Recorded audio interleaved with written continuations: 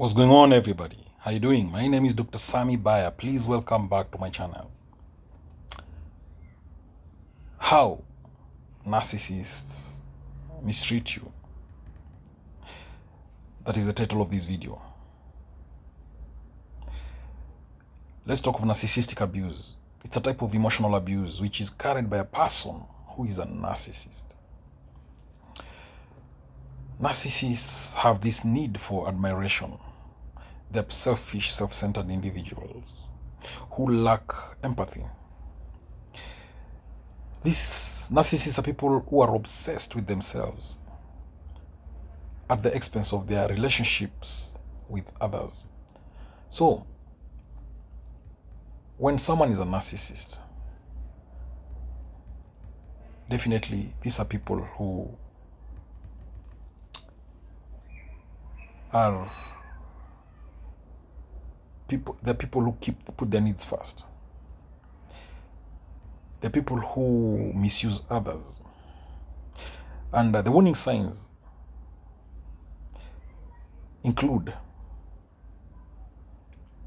physical and emotional abuse, such as controlling behavior.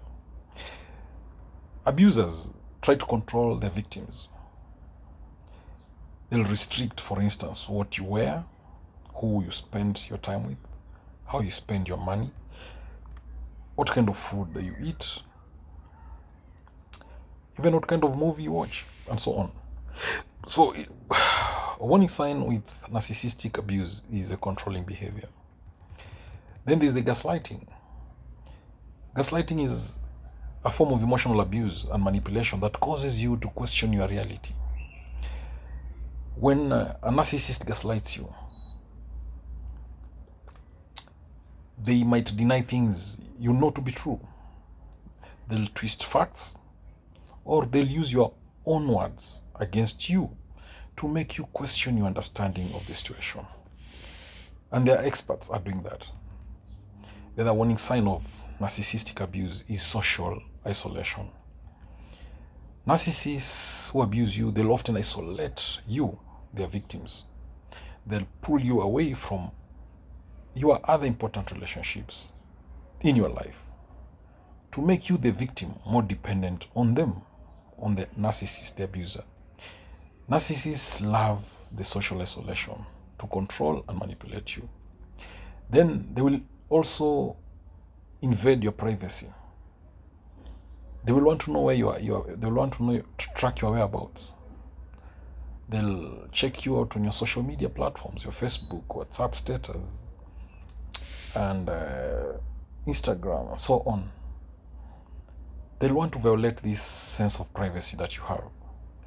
This gives the narcissist some sense of control, and they get away to intimidate you. Then the narcissist will verbally abuse you. They'll name call you, they'll belittle you, they'll yell at you, they'll give you the silent treatment. In short, they will practice all forms of verbal abuse on you. Then the narcissist, they will practice lack of boundaries. They'll never respect your boundaries. Anybody who inserts themselves into your life very quickly may eventually become very controlling or very abusive. So watch out. And narcissists are very good at doing that. Then the other way is through threats. The narcissist who abuses you might threaten you or the people and things you love.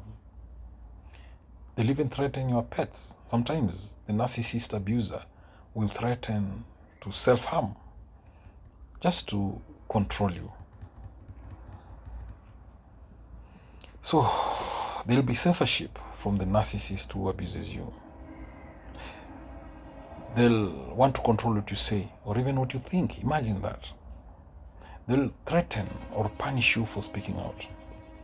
Then they will also practice withholding. Withholding is a manipulative behavior in which a person withdraws their attention, their affection, or communication as a way of punishing you and making you feel ostracized. So being abusive and having a mental health illness, all right, just like the way narcissists go through, are separate things. So let's look at this narcissistic abuse cycle. What is this narcissistic abuse cycle? Number one is the idealization. At the beginning of the relationship with a narcissist, you will think that your partner is an ideal partner. They will be very seductive, personable. They will infatuate you.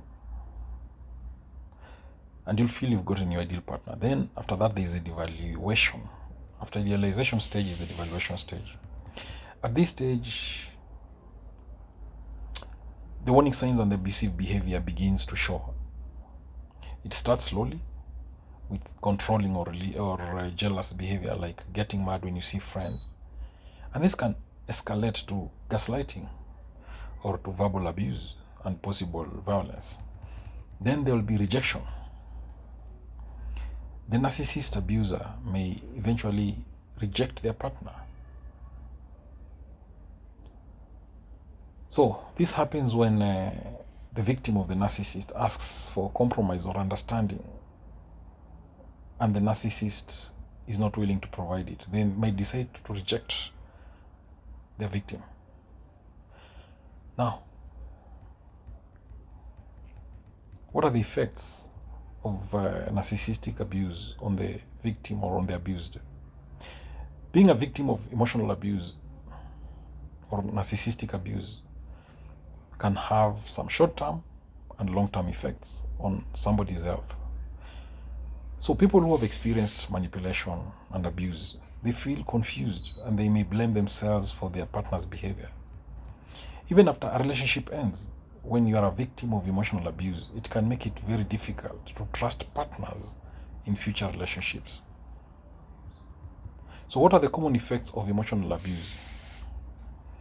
There is the shame, the anxiety, the guilt, the feeling powerless, confusion, loss of self-esteem, being overly compliant, taking the blame for others' behavior, staying in an unhealthy relationship. So how do you get help?